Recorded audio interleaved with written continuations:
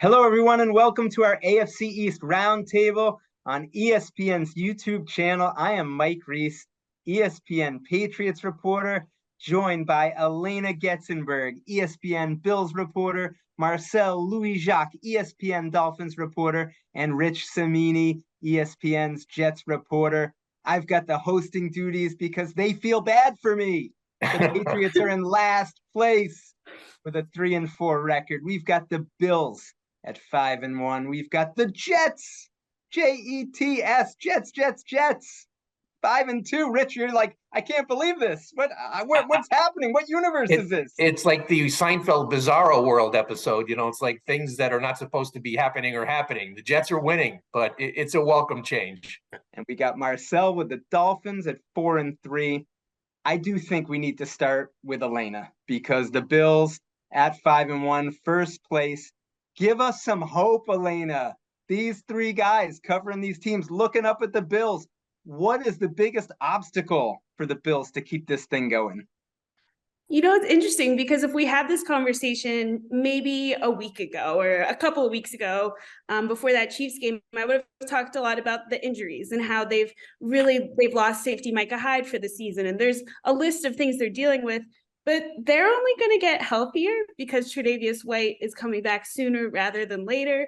So I think if you can successfully limit Josh Allen, is going to be the way for this team to be beaten because they're still struggling to get that running game going consistently. It's probably the biggest weakness of this team is that this running game just really hasn't developed. They've had offensive line issues. The guards haven't been playing consistently. Their run blocking is among the worst in the league, but it hasn't mattered this offense has looked fantastic. So if there's some way that you can limit the passing game and Josh Allen's legs, that's how, that's the thing that this team needs to deal with is the running game. But no one's been able to figure it out yet. And so we're going to see. The schedule is supposed to be a lot easier for the Bills going forward. And it's because they play a lot of the AFC East teams. It's what's supposed to be. So we'll see if that still holds up. That's a shot. It was supposed to be, but the Jets, as you said, that's not going to be as easy as I think it looked coming into the season. No doubt. Yeah, the Bills are like my fantasy team, right? As long as Josh Allen is in the lineup, it's hard to count them out. Oh, Marcel, you got to tell that fantasy story. We got to prop Marcel up. He's waiting Monday night. He needs 1 yard.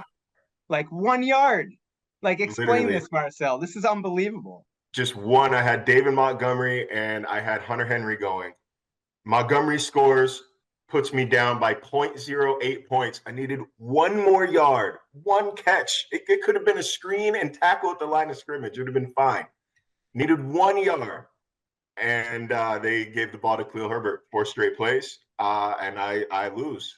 That would have been a big one with Josh Allen on bye. I needed that. You love those wins, but that's why we love this game, right? This is why we play fantasy. It's fun.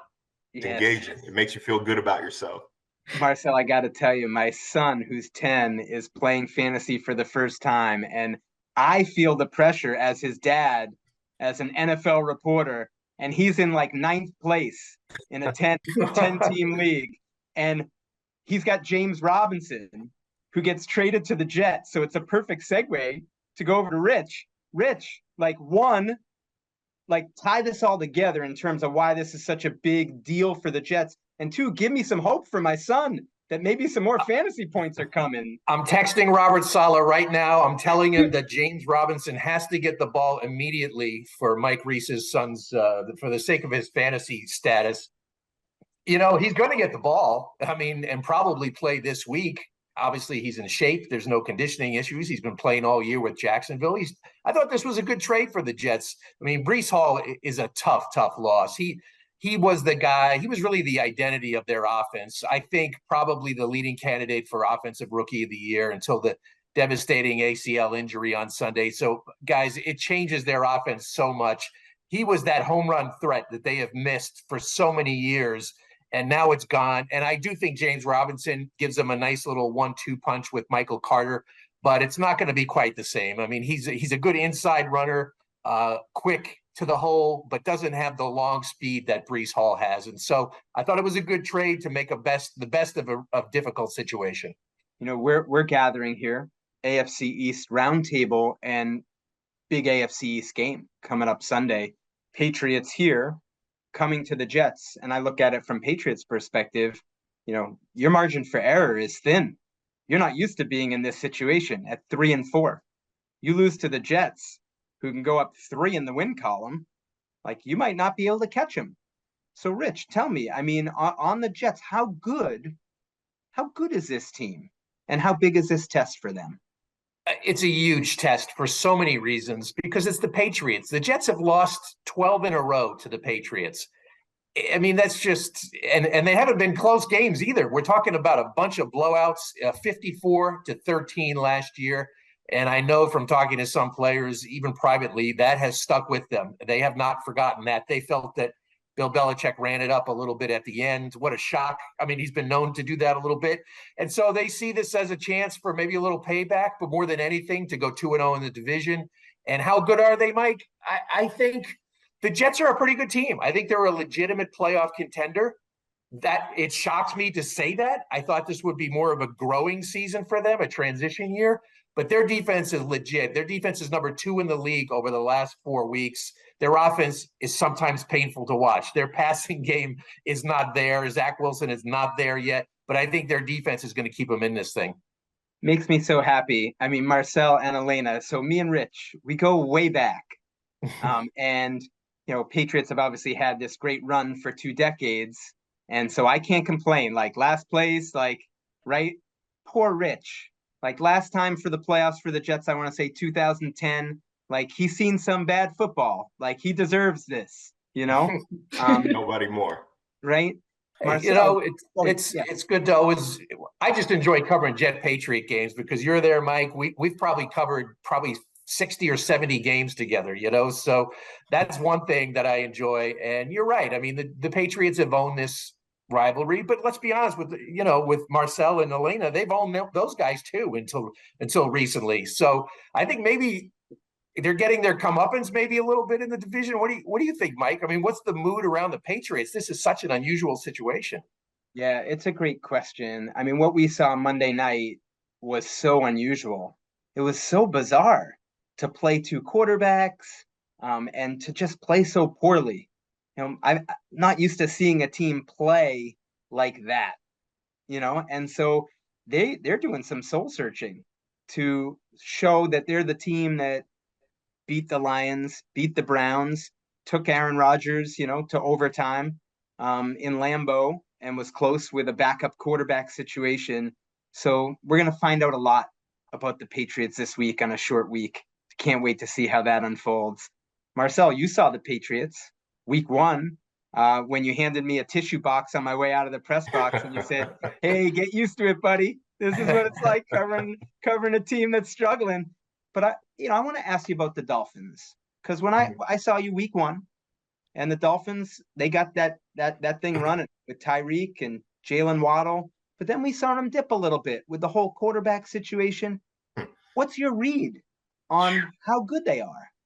The quarterback situation. I mean, to put it in perspective, Sunday night was the first time the Dolphins started and finished the game with the same quarterback since week 3. So that's, in a nutshell, that's what happened.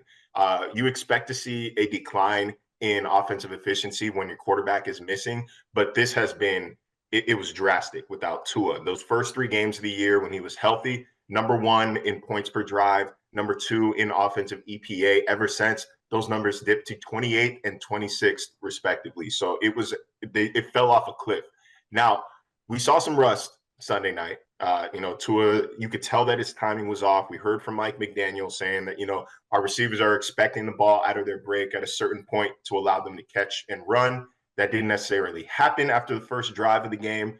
As he shakes that rust off, I think that you see more of that first 3-week Dolphin offense than the weeks 4 through 7 Dolphin offense.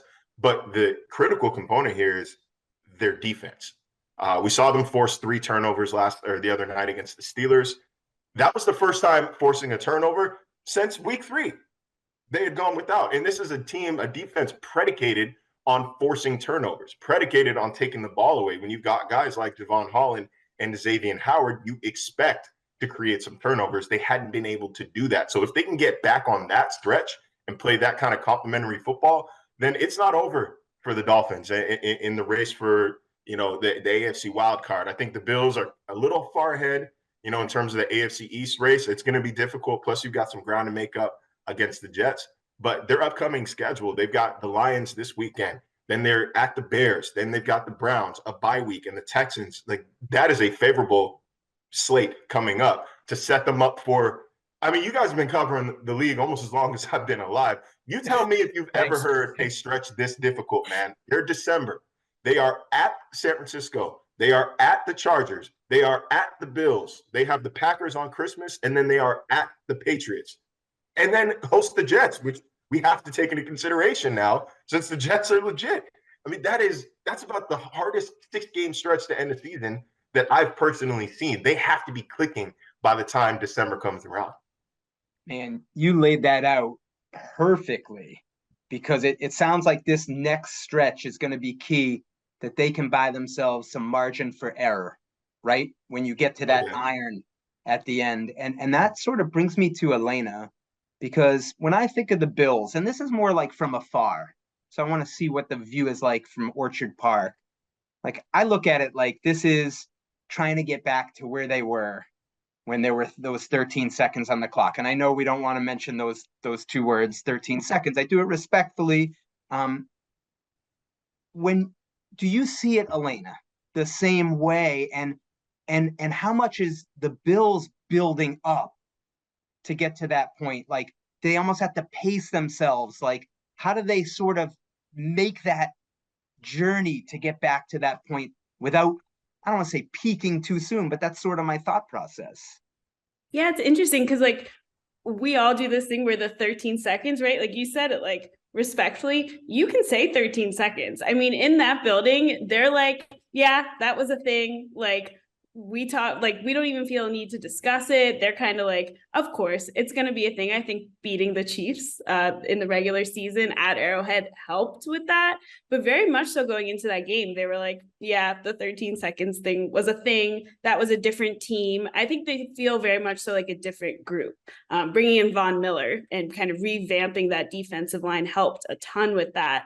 But in terms of peaking too soon, and they have a lot of season left to play, right? Like, where everyone's kind of crowning them as potentially the 1 seed or the team that's got the best shot.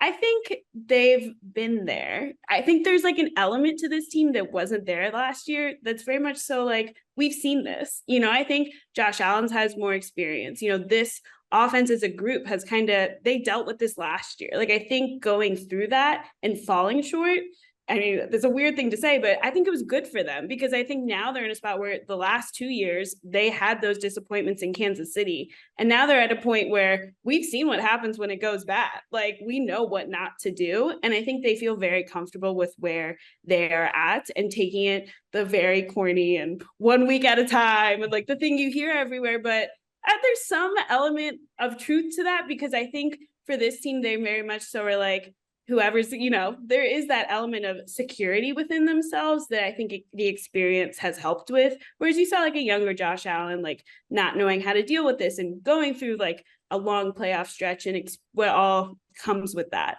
So I think this team's ready. And I think like I said, they've got the toughest stretch out of the way. They dealt with the Kansas City game. It's really the AFC East is like their biggest stretch left, because they've got, the Lions, the Bears, they've got all those teams. They do have a big Monday night game with the Bengals, week 17. So towards the end of the season, that'll be a big one. But besides that, it's tough to see them losing a lot of games left on the schedule. And you brought something up that I thought was really interesting, because, obviously I covered the Bills in 19 and 20, and I was always fascinated with the, I guess, organizational transition from hunting to hunted. Like, how do you respond when the target is on your back? For the past, I mean, that was such a core foundational principle of Sean McDermott. When he first got there, was like that chip on your shoulder that everybody's counting us out and nobody believes in Buffalo. And now you're getting that, to borrow a term from Nick Saban, you're getting that rat poison where everybody, they're pretty unanimously thought of as the best team in the NFL right now, except maybe the Chiefs, maybe the Eagles. but I don't think anybody would really argue with you if you say that the Bills are number one. And it feels like they have, especially with Josh Allen, it feels like they've really grown into that role. And watching him play this year is like I can't believe I saw this kid play in 2019. Like I cannot believe the growth in that regard. Like just having seen it so up close, you thought maybe he would have some flashes of that, but he's still somehow getting better. He's getting better. That's all you can really say. He's so good at football. And it's interesting Marcel says that because they still try to make it about like everyone doubting them. Like you'll still like, even though they're most people I think would argue, like you said, like they're the best team in football.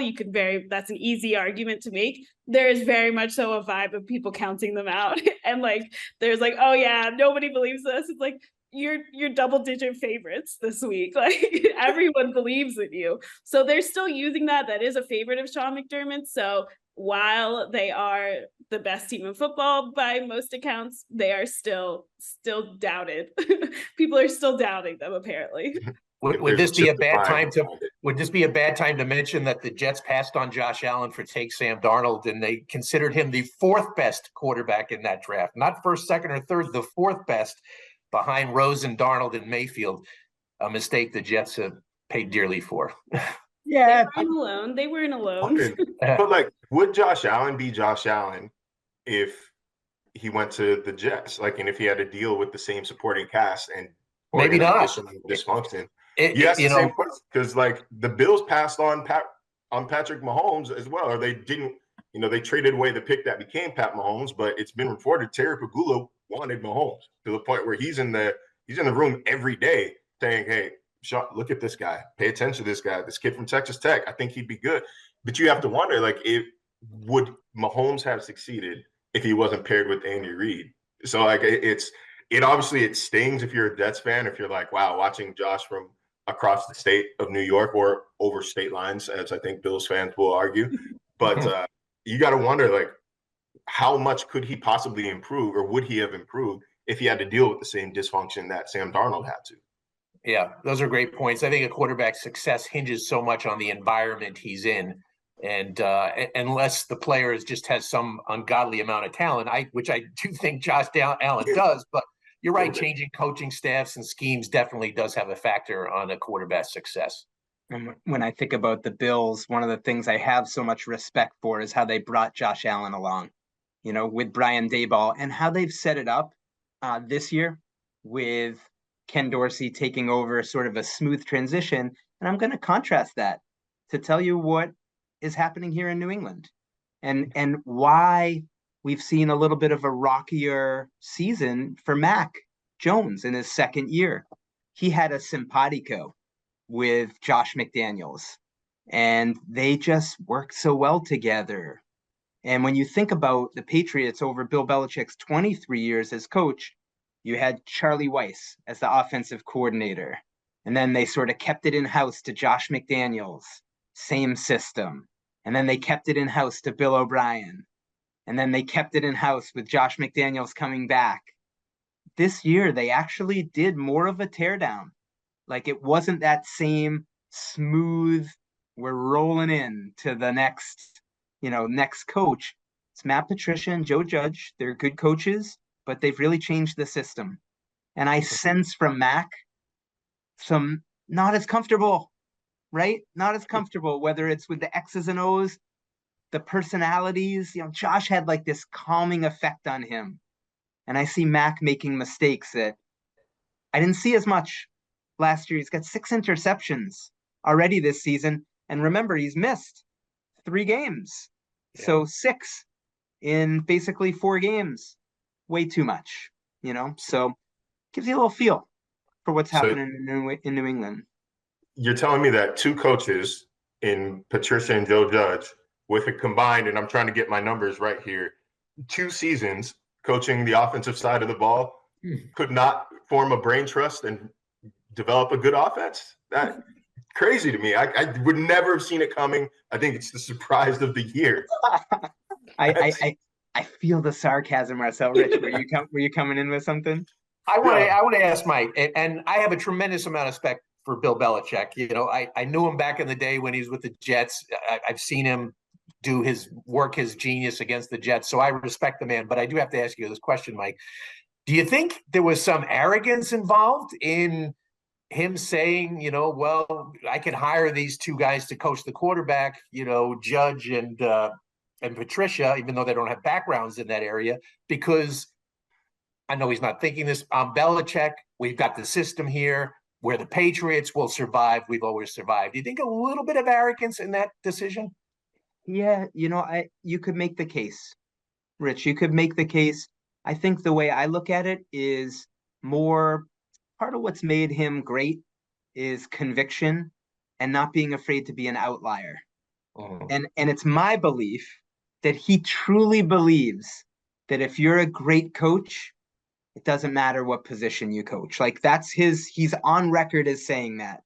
If you're a good coach, it doesn't matter. So to apply it to us, it would, you know, and I do question that, Rich, a little bit, because to me, experience within the position you're coaching matters, right? Like it would be like let's say we're four great reporters here, but I'm going to say to all of us, we're going to go cover hockey at ESPN.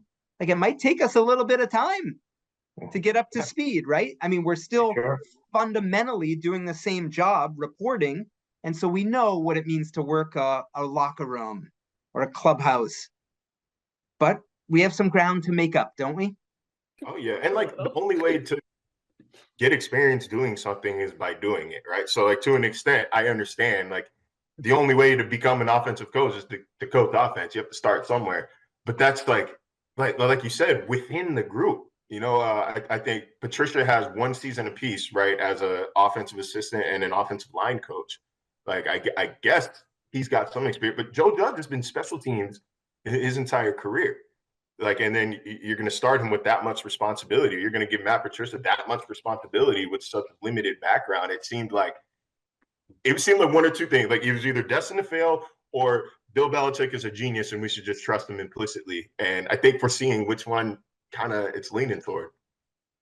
One thing I'm resisting the urge to do is coming off an absolute awful game for them is to fall too far down the trap of, you know, this is sliding in the wrong direction, because I've doubted Bill Belichick before, and more often than not I've been wrong. But it does set up, Rich, it does set up my trip to come see you, and the Jets have a chance to bury him, right? And I don't know where you want to go with this, but I was just saying that defense looks good. The Jets defense to me. So they are very good. And this stood out. This Sauce Gardner is a player. You know, he really is a good player, and Quinnen Williams is playing really well. You would think it's set up for the payback, the redemption, you know, they're finally getting one on the Patriots. I think I've said that probably a dozen times over the years, though. Just when you think they're about to make it, when Rex Ryan was the coach, the Jets beat him 2 or 3 times, including that playoff game that we both covered at Gillette. And you thought, well, okay, the Jets are moving. They're closed the gap. They're going to overtake the Patriots. And it never happened. But I do think with Sunday being a home game, the Jet fan base, it's beside itself right now, except for the Breece Hall injury, which was really a bummer. The place is going to be Sunday, Mike, that you probably haven't seen in quite a few years at MetLife. The fans are going to be really, really pumped for this. Can't wait. We are running out of time. So here's what I thought. Let's end with like one final thought for each of us. One thing was, I was thinking maybe, do we mention a player that someone watching this AFC East might not necessarily think about on the teams that we cover, that's having an excellent year? Do we mention a trade candidate? Like what, let's finish with a bang. What would be a good thought here, you know, to bring it down? Should we mention like a player? Does that sound good? Like let's do that. Okay. So I'll just lead it off and then we'll go around the horn and then we'll wrap it. Dietrich Wise Jr., defensive player for the Patriots out of nowhere in his 6th year. It's probably been their 2nd best defensive player behind Matthew Judon. Just sort of the two of them teaming up. When the Patriots are at their best, Dietrich Wise is playing great football. So sort of come out of nowhere. That surprised me. Marcel, you give me yours, then we'll go to Rich and then Alaina. Going to stick on defense here. Second-year linebacker Jalen Phillips. Look, the sack numbers aren't eye-popping right now, but if you watch the game athletically, he jumps off of the field. His bend, his explosiveness, his pursuit, his strength, he's developing some counter moves as well. Once that all comes together, he's winning his rushes right now. He's creating some pressures, but once he actually starts finishing the job, and maybe if the Dolphins coverage improves and makes quarterbacks hold on to the ball for a little bit longer, he might start developing into, I think he'll start developing into one of the better young edge rushers that we have in this league. And it shouldn't be that big of a surprise. He was productive at Miami's first round pick. Again, athletically, the gifts jump off the tape, but it's really starting to come together for him in year two. It's one of the guys that, like, when they're on the field, I'm excited to watch. I'm excited to see, like, okay, what is he going to do now? And he's got high expectations for him this year because of his status as a first round pick. But I'm telling you, he's that close to everything being put together. And then he's really going to start becoming a household name, I think, before the end of the year. Number 15. Is that Number right, Marcel? 15. 50. It stands out because it's such an unusual number. Exactly. He's got the system right. That's it. Rich, what do we got out in Jets land? Yeah, a little bit of a surprise here. I'm going to go with Elijah Moore. And of course, he requested a trade last week. He's obviously very frustrated with his lack of targets. It got so bad last week that he was actually yelling at their offensive coordinator, Mike LaFleur, and LaFleur yelled back and said, just go home, go home, chill out, relax, come back on Monday. So they expect him back at practice on Wednesday. They expect him to play on Sunday against the Patriots. And it does look bleak now, but I think Elijah Moore is going to be a real factor as this year goes on. He's a good player. He's a talented guy. He showed last year how much he can do. I think he'll come back with something to prove. He's got some teammates to win over. I think it probably raised a lot of questions about his selfish, actions, requesting a trade in the middle of a winning streak. So I think Elijah Moore is going to be a bigger factor going down the rest of the way than people realize. I like it. And a good player, second round pick, if I'm not mistaken. A very good player. And we've seen examples of where it looks bad with players and then it turns around. I mean, Deebo Samuel, it's not a total comp, but like asking for a trade from the 49ers, comes back productive. Right. I know it's a little different, but that's just my thought from here. I'm with you on that. That's a really good one. Alaina, what do we got out in Buffalo? So I kind of wanted to go with Matt Milano because he just doesn't ever get enough credit. But I'm actually going to go with first-round pick cornerback Kaiir Elam because he's coming off. He's had interceptions in back-to-back games, and he actually started the season not starting. So he's been rotating with sixth-round pick Christian Benford at that one of the corner spots. But he's actually put together a couple of really good games. He made a really impressive interception in the end zone against the Chiefs. And it's something to watch because the Bills are coming up on a decision. Tre'Davious Way, as I said, is almost back. He should be in the lineup soon. And who's going to start opposite him? They've got three guys who've kind of shown at times that they deserve that number 2 spot. But they have been rotating and there's been injuries and moving guys in and out. So between Kaiir Elam, another rookie Christian Benford, and Dane Jackson, who's also played well, they've got a decision to make. But so far through the last 2 games especially, Kaiir Elam has looked good, and he's someone they traded up to pick at number 23. So they kind of need him to continue developing, and he's someone definitely to keep an eye on as the season progresses. Really good stuff. And you mentioned Matt Milano. For those who don't know, I always give the Bills credit for this. They drafted him with the 5th round pick that they got from the Patriots, who had signed Mike Gillislee as a restricted free agent. So when I think about the Bills and their drafting and developing, setting up this core that's really, one of the elite teams here in the league, I always think of Milano as like an example of how they've done a great job with it. So putting a bow on this, we got unbelievable discussion around the AFC East. I always like to tell people at ESPN, we have reporters really embedded with the teams. Like, we're there every day. We're in the locker rooms. The insight to me is unmatched with anyone around the league. So I really thought Rich, Marcel, Alaina, like, bringing it for anyone that loves the AFC East, their teams, football, like, this is the place to be. Let's say great job all around. And for those who want more of this, you know where to come. It's right here on ESPN's YouTube channel. Thanks for watching ESPN on YouTube. For live streaming sports and premium content, subscribe to ESPN+.